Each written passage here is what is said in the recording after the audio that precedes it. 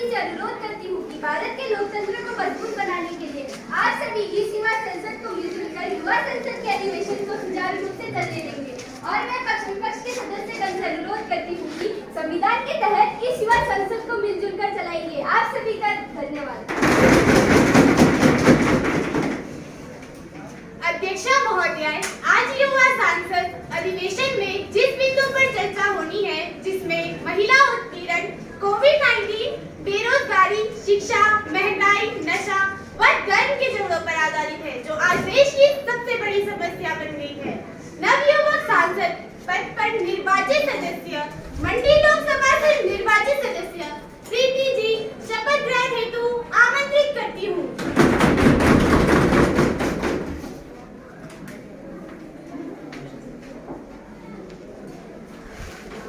माननीय सदस्य, आप किस भाषा में शपथ लेना चाहते हो? मैं हिंदी भाषा में शपथ लेना चाहती हूँ।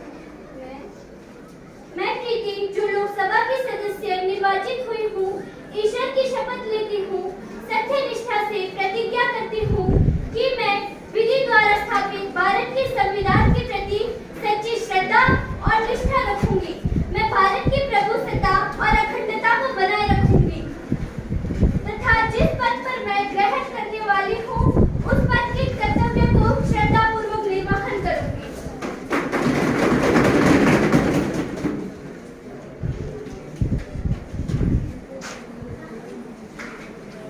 नवयुवक सांसद पद पर निर्वाचित सदस्य, शिमला लोकसभा से निर्वाचित सदस्य कीर्ति जी शपथ ग्रहण हेतु आमंत्रित करती हूँ।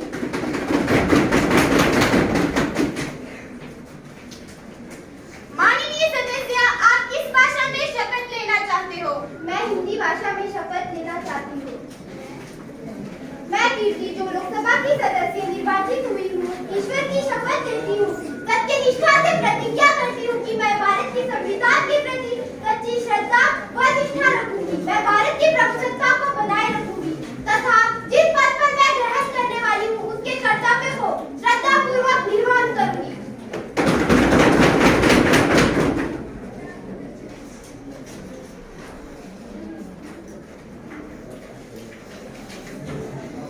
माननीय सांसद महोदय व महोदया, प्रश्नकाल शुरू किया जाता है। कृपया आप सभी इस सभी सहयोग दें। प्रश्न संख्या 101, माननीय सांसद महोदया। अध्यक्षा महोदय जी, मैं माननीय सांसद महोदय जी से प्रश्न पूछना चाहती हूँ। क्या मुझे अनुमति है? आज हमारे देश में महिलाएं, हमारी बेटियां सुरक्षित क्यों नहीं है? इन्हें सुरक्षा क्यों नहीं दिया जा रहा है? अध्यक्षा महोदय, मेरी भी एक बेटी है, वह मुझे कहती है, माँ मुझे मत छोड़ो, मुझे इन दरिंदों से डर लगता है। अध्यक्षा महोदय, मैं माननीय सांसद महोदय जी से इस पर जवाब चाहती हूँ। अध्यक्षा महोदया, मैं सांसद महोदया के प्रश्न से सहमत नहीं हूँ। इनका कहना गलत है। हमने महिलाओं और बेटियों को बचाने के लिए अनेक प्रकार की सुविधाएं प्रदान की है। हर गांव, हर शहर में कैमरे लगाए गए हैं और हमारे महामहिम राष्ट्रपति जी ने 2018 में 24 घंटे के भीतर एक ऐसा कानून पास किया है, जिसके द्वारा 12 वर्ष की मासूमों का बलात्कार करने वाले व्यक्तियों को मौत की सजा दी जा रही है और इस पर सख्त कानून बनाए गए हैं। अध्यक्षा महोदया, मैं और मेरी सरकार इस पर कार्य कर रही है और आगामी भी करती रहेगी। अध्यक्षा महोदया, मैं सांसद महोदया को कहना चाहती हूँ कि इस संसार की हर बेटी प्यारी है, चाहे वो हमारी या तुम्हारी हो। इज्जत लूटने वालों को मृत्यु दंड देना होगा, चाहे वो मौलाना या पुजारी हो। जमाना खराब है, लोगों की सोच भी खराब है। जमाना खराब है, लोगों की सोच भी खराब है। सोच बदलनी होगी, तभी जमाना बदलेगा, वरना हर रोज निर्भया का नाम अखबारों में नजर आएगा। मैं माननीय सांसद महोदय जी से प्रश्न पूछना चाहता हूँ। क्या मुझे अनुमति है? अध्यक्षा महोदय जी, मेरी भी एक फूल जैसी बेटी है। कहाँ छुपा कर रखूं इस बेटी को? हमारी बेटियां सुरक्षित क्यों नहीं है? क्यों फेंका जाता है बेटियों के मुंह पर तेजाब? क्यों मारे जाते हैं बेटियां? बेटियों को यह हक होना चाहिए, बेटियों को यह हक होना चाहिए। जो हाथ छेड़खानी करे वो हाथ बाजू से अलग होना चाहिए, जो हाथ छेड़खानी करे वो हाथ बाजू से अलग होना चाहिए। और कहाँ सुरक्षित है हमारी बेटियां? और कहाँ सुरक्षित है हमारी बेटियां? हमारा देश अब तक महिलाओं के लिए भी सुरक्षित नहीं है। वही बिहार की बात करें तो ऐसी महिलाओं के साथ दिन प्रतिदिन घटनाएं घटती है। आखिर बेटी होने की सजा कब तक मिलती रहेगी? आखिर बेटी होने की सजा कब तक मिलती रहेगी? बेटियां तो है ईश्वर का उपहार, बेटियां तो है ईश्वर का उपहार। मत छीनो इनसे जीने का अधिकार, मत छीनो इनसे जीने का अधिकार। संसद को जवाब दे कब तक झूठी सुरक्षा की ओर ले जाएंगे भारत को? कब तक झूठी सुरक्षा की ओर ले जाएंगे भारत को? अध्यक्षा महोदया, इस पर हमारी सरकार कार्य कर रही है। माननीय सांसद महोदय जी, आप कह रहे हैं कि इस पर हमारी सरकार कार्य कर रही है, और कब कार्य करेगी? क्या आपको लगता है हमारी बेटियां सुरक्षित है? क्या आपको लगता है हमारी बेटियां सुरक्षित है? क्यों घट रही है घटना रोज? क्यों डर रही है हमारी बेटियां? क्या आपको लगता नहीं है कि आपकी सरकार सोई हुई है? सांसद महोदय, कृपया आप बैठ जाइए। इस पर हमारी सरकार कार्य कर रही है और आगामी भी कार्य करती रहेगी। बेटी बचाओ, बेटी पढ़ाओ, बेटी बचाओ, बेटी पढ़ाओ, बेटी बचाओ, बेटी पढ़ाओ।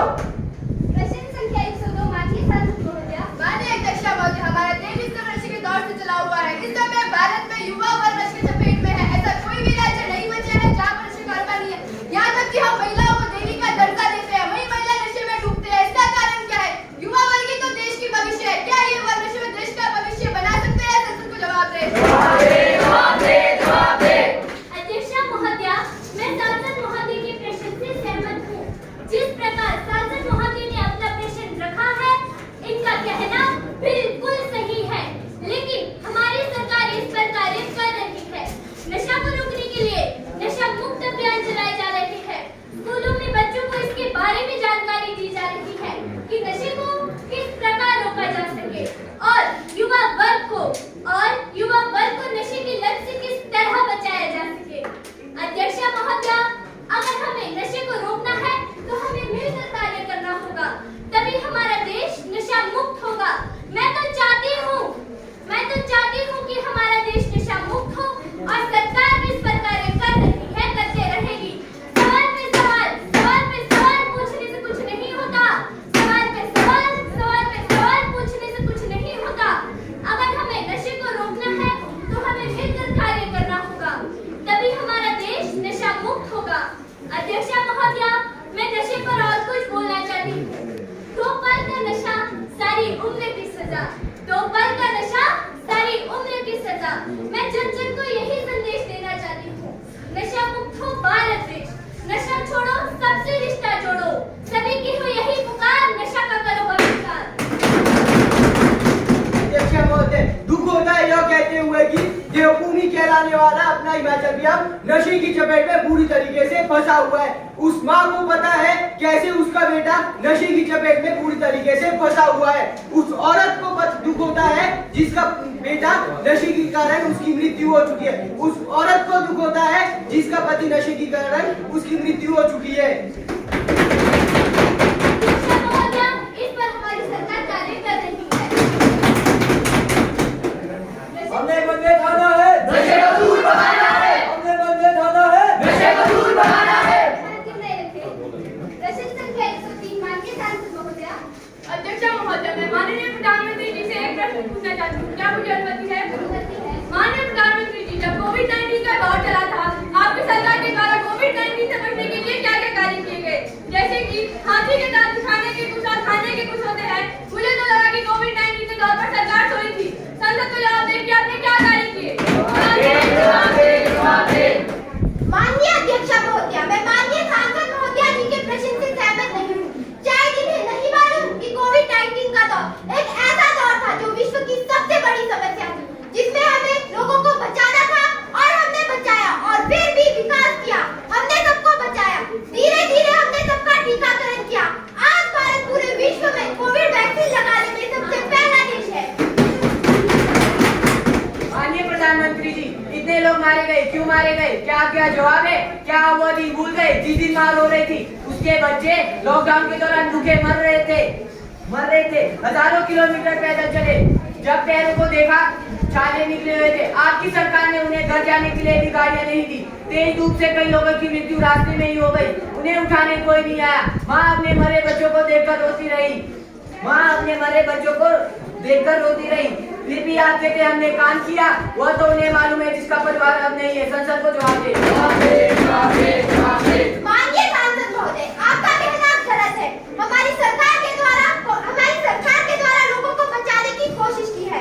फिर भी कुछ लोगों की कोविड-19 के कारण मृत्यु हुई, और जिन लोगों की मृत्यु हुई, हमारी सरकार के द्वारा उन्हें मुआवजा दिया गया है। ये एक ऐसी महामारी है जिससे निपटना हमारी सरकार ने सीखा है। यदि आपकी सरकार होती, आपको मालूम होता लोगों को कैसे बचाना है।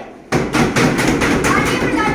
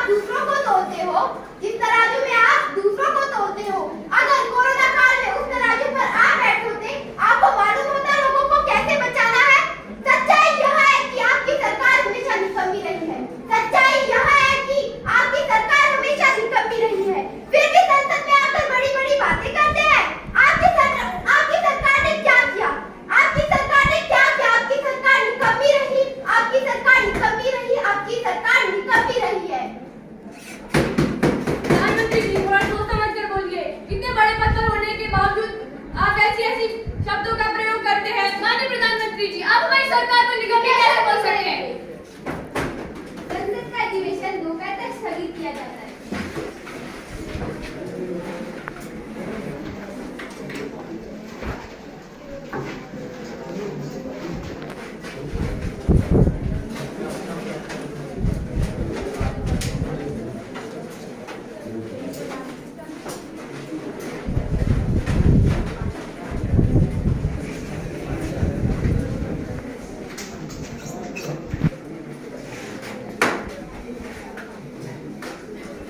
माननीय सांसद महोदय, अध्यक्ष महोदय पधारे।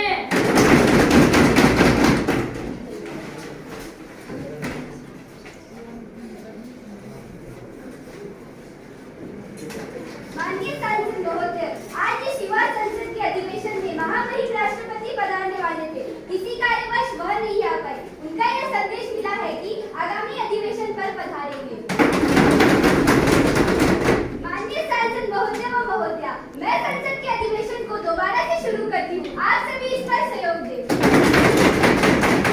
प्रश्न संख्या 104, माननीय सांसद महोदया। अध्यक्ष महोदय, मैं सांसद महोदय से एक प्रश्न पूछना चाहता हूँ, क्या मुझे अनुमति है? अनुमति है। सरकार को अभी तक मालूम नहीं कैसे बढ़ रही है महंगाई, किस प्रकार खाद्य पदार्थों के दाम बढ़ रहे हैं, किस प्रकार सिलेंडर पेट्रोल के दाम बढ़ रहे हैं। सबसे पहले महंगाई को रोकने के लिए भ्रष्टाचार को रोकना जरूरी है। लगातार बढ़ रही महंगाई का असर उस गरीब परिवार को होता है जो प्रतिदिन 100 रुपए नहीं कमा सकता। सांसद महोदय, क्या आपकी सरकार इस पर कार्य कर रही है? यदि कार्य कर रही है तो संसद को जवाब दे। अध्यक्ष महोदय, यदि इस तरह की महंगाई बढ़ती रहे तो एक दिन भारत भी श्रीलंका जैसा बन जाएगा। अध्यक्ष महोदय, मैं सांसद महोदय के प्रश्न से सहमत नहीं हूँ। अध्यक्ष महोदय, जिस प्रकार सांसद महोदय ने अपना प्रश्न रखा है, क्या इन्हें नहीं मालूम है कि इनकी सरकार के समय महंगाई कितनी अधिक थी? अध्यक्ष महोदय, हमारी सरकार महंगाई को रोकने के लिए कार्य कर रही है। जब विपक्ष में होते हैं तो बड़े सवाल उठाते हैं और जब सत्ता में आते हैं तो उसका जिम्मेदार विपक्ष को बताते हैं। अध्यक्ष महोदय, क्यों बढ़ रहे हैं सिलेंडर के दाम इतने? कैसे पकाएगी माँ घर पे खाना? कैसे खरीदेंगे हम सब्जी? कैसे खिलाएगी माँ बच्चों को खाना? संसद को जवाब दे। अध्यक्ष महोदय, 2019 से अब तक कोविड-19 का दौर चला। कोविड-19 के कारण महंगाई अधिक बढ़ रही है, लेकिन हमारी सरकार इस पर कार्य कर रही है। किस प्रकार महंगाई को रोका जाए और गरीब परिवार को राहत दिया जाए? माननीय अध्यक्ष महोदय, हिंदुस्तान में महंगाई का बढ़ना तो स्वाभाविक है। यहाँ पे जो ज्यादा कर्ज लेता है वो भाग जाता है, जो कम कर्ज लेता है उसका माफ कर दिया जाता है और जो कर्ज नहीं लेता उससे दोनों का वसूला जाता है। वाह हिंदुस्तान के प्रधानमंत्री जी, वाह! ये कहाँ का न्याय है? और माननीय प्रधानमंत्री जी से कभी पूछा जाए तो इनका एक ही जवाब होता है कि ये सबके साथ समान व्यवहार कर रहे हैं। माननीय अध्यक्ष महोदय, मुझे तो कहीं नहीं लगता कि ये सबके साथ समान व्यवहार कर रहे हैं। प्रश्न संख्या 105, माननीय सांसद महोदया। माननीय अध्यक्ष महोदय, आज मैं जिस प्रश्न का जवाब चाहती हूँ वो है बेरोजगारी। आज हमारे देश में बेरोजगारी दिन प्रतिदिन बढ़ती जा रही है। हमारे देश के युवा वर्ग, जो हमारे देश का भविष्य है, वो बेरोजगार घर पर बैठे हुए हैं। हमारे देश में ऐसे मेहनती स्टूडेंट भी हैं जो दिन रात एक करते हैं और एग्जाम की तैयारी करते हैं और अंत में पता है आपको क्या होता है? या तो पेपर लीक हो जाता है, लाखों करोड़ों का पेपर बेचा जाता है। ऐसे में सरकार से तो क्या ही उम्मीद करें? इसे कोई नहीं सुनता। यदि कोर्ट में जाओ तो कोर्ट में मिलती है तारीख पे तारीख, तारीख पे तारीख, तारीख पे तारीख। माननीय अध्यक्ष महोदय, इस पर सरकार क्या कर रही है? कृपया हमें जवाब दें। अध्यक्ष महोदय, मैं सांसद महोदय के प्रश्न से सहमत हूँ। हमारी सरकार इस पर कार्य कर रही है। इस तरह के भर्ती घोटाला करने वालों को बड़ी से बड़ी सजा दी जाएगी और आगे भी दी जाएगी। पेपर नहीं बिक रहे हैं अध्यक्ष महोदय, पेपर नहीं बिक रहे हैं। यदि बिक रहे हैं तो उस गरीब मजदूर परिवार के बेटे बेटियों के ख्वाब बिक रहे हैं। एक गरीब मजदूर किसान व्यक्ति दिन रात एक करता है और एक ख्वाब देखता है कि उसका आज का यह अंधेरा उसके बच्चों के भविष्य के लिए उजाला साबित हो सके और वो अपनी खून की एक एक बूंद को पसीने की तरह सोखता है और अपने ख्वाब बुनने में लग जाता है और उसके बच्चे भी अपने माता पिता के ख्वाब बुनने में लग जाते हैं। और ऐसे में ये भर्ती घोटाले, चाहे वो पेपर लीक का मामला हो, चाहे भर्ती में भाई भतीजा का मामला हो, चाहे खरीद फरोख्त का मामला हो, गरीब उम्मीदवारों की उम्मीदों पर पानी फेर दिया जा रहा है। तो माननीय अध्यक्ष महोदय, आप ही बताएं, हम इस सरकार से क्या ही उम्मीद करें? मुझे तो ये लगता है सत्ता में आने के बाद ये अपने कस्बे वाले भूल जाते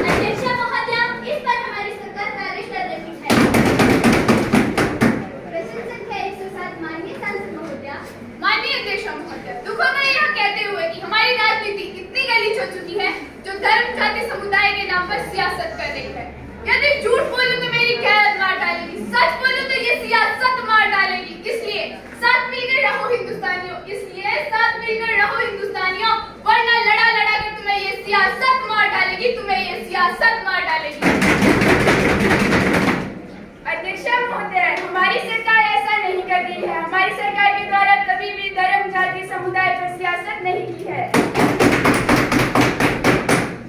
प्रश्न संख्या 108 माननीय सांसद महोदया। Honorable Speaker, can I ask a question from Honorable Prime Minister? Today I am raising a question of needs of art. It is all about of the employee who delivers his or her services of largest portion of the life for the government. But when he retires from the job, his condition becomes so pathetic. For the meager or handful grasp of the food, even crave for hand to the mouth. Because NPS does not patronage their future. An employee spends his whole golden youth in rendering service for the government. But his or her future is on stake. So now I would like to ask Honorable Prime Minister that the government is ready to scrap NPS and restore OPS in favor of an employee, disguising the society he or she represents. If yes, how will it take time? If no, why the honorable members are getting the benefit? Should be the responsible member not become an example to give up all the facilities of OPS in social welfare? Kindly reply to this house, please. Speaker Madam, Government has taken many steps to uplift the conditions of everyone in social responsibilities, given time to time. Now the government is serious for OPS, so my government has decided to form a committee to look into the matter and will report accordingly. माननीय अध्यक्ष महोदय, आज हमारे कर्मचारी वर्ग pension न मिलने के कारण सड़कों पर चूड़ियां बेच रहे हैं और फिर भी आपकी सरकार के द्वारा झूठ बोला जाता है कि आप कर्मचारी वर्ग के लिए कार्य कर रहे हैं। माननीय अध्यक्ष महोदय, हमारे कर्मचारी वर्ग पेंशन न मिलने के कारण आत्महत्या कर रहे हैं, जो रोजाना अखबार में दिया जाता है। माननीय प्रधानमंत्री जी, क्या आपके पास इस अखबार का जवाब है? यदि जवाब है तो हमें जवाब दें। जवाब है, कोविड-19 के कारण हमारी आर्थिक स्थिति खराब हो चुकी है, परंतु ऐसा नहीं है। हमारी सरकार के द्वारा कार्य किया जा रहा है और आगामी इस पर कार्य करेगी ताकि कर्मचारी वर्ग को राहत मिल सके। अध्यक्ष महोदय, जिस प्रकार देश में महिलाओं के साथ दिन प्रतिदिन उत्पीड़न हो रही है, इसे रोकने के लिए मैं संसद में विधेयक लाना चाहती हूँ ताकि महिलाओं के साथ किसी भी प्रकार का उत्पीड़न ना हो, जिसमें सभी आयु वाले व्यक्तियों को फांसी की सजा होनी चाहिए। क्या इस बिल को पास करने पर सबकी सहमति है, हाँ या ना? हाँ। यह बिल 2/3 बहुमत से पास किया जाता है। आप सभी का धन्यवाद। इस बिल को आगामी चर्चा हेतु अगले सदन को भेजा जाता है। अध्यक्ष महोदय जी, आज हमारे बीच बड़ी लोकसभा से श्री राम स्वरूप शर्मा जी का आकस्मिक देहांत हो गया है। श्री राम स्वरूप शर्मा जी ने हिमाचल के विकास के लिए काफी योगदान दिया है, इसलिए आज हम इस सदन में उनकी आत्मा की शांति के लिए मौन धारण करेंगे। मौन धारण के लिए खड़े हो गए। मौन नमस्कार।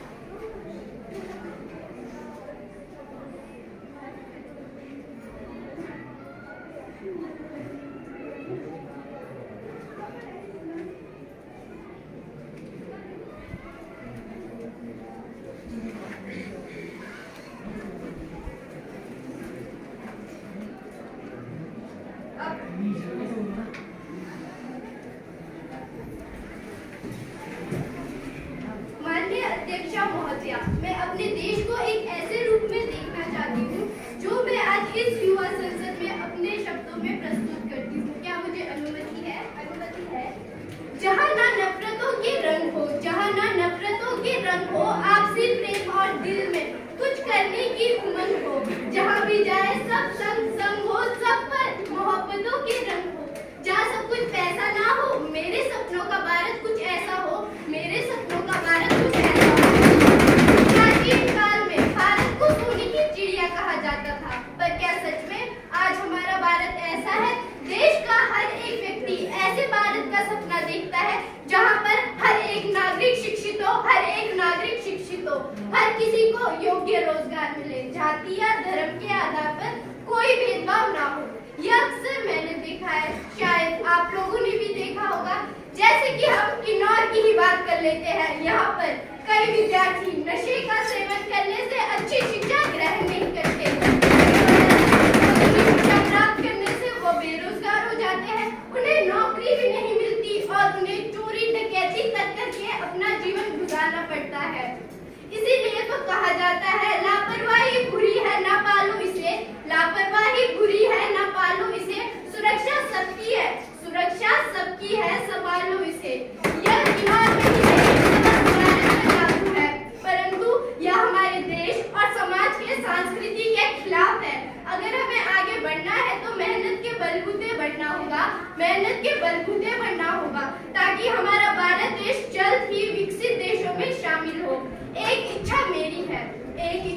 मेरी है, मेरे सपनों का भारत ऐसा हो, सने बना हो हर कोई में, हर मानव भाई जैसा हो, हर घर में सीता मिले, हर कन्या अब दुर्गा हो, हर भाई राम जैसा हो। एक इच्छा मेरी है, एक इच्छा मेरी है, मेरे सपनों का भारत ऐसा हो, देश में भ्रष्टाचार ना हो, पर मेरे सपनों का भारत इन सब के साथ थोड़ा अलग होगा। मेरे सपनों के भारत में सबसे महत्वपूर्ण बात जो होगी वह महिलाओं की सुरक्षा और उनका सम्मान। भारत में महिलाओं को हर तरह के सामाजिक, धार्मिक, सामाजिक परिवेश में हिंसा का शिकार हुई है। महिलाओं को भारतीय समाज द्वारा दी गई हर तरह की क्रूरता को सहन करना पड़ता है, चाहे वो घरेलू हो या फिर शारीरिक, सामाजिक, मानसिक या आर्थिक हो। महिलाओं के विरुद्ध हिंसा को इतिहास के पन्नों में देखा जा सकता है।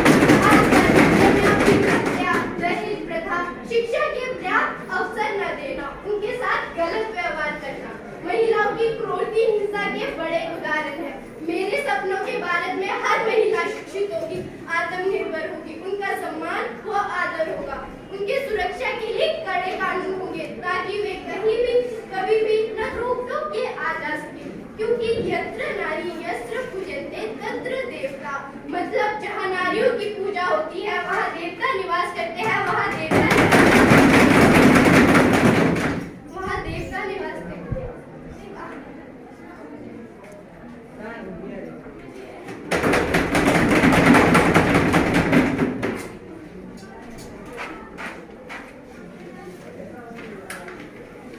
अंत में यहाँ पर उपस्थित निर्णायक मंडली के सदस्यगण, प्रधानाचार्य, अध्यापक वर्ग व अध्यापिकागण, मैं राजकीय वरिष्ठ माध्यमिक पाठशाला के समस्त विद्यालय परिवार की ओर से आप सभी का हार्दिक अभिनंदन और धन्यवाद करती हूँ। आप सभी ने हमें इस विद्यालय मंदिर में अपना पक्ष विपक्ष रखने का अवसर प्रदान किया। जय हिंद, जय हिमाचल, जय हिंद।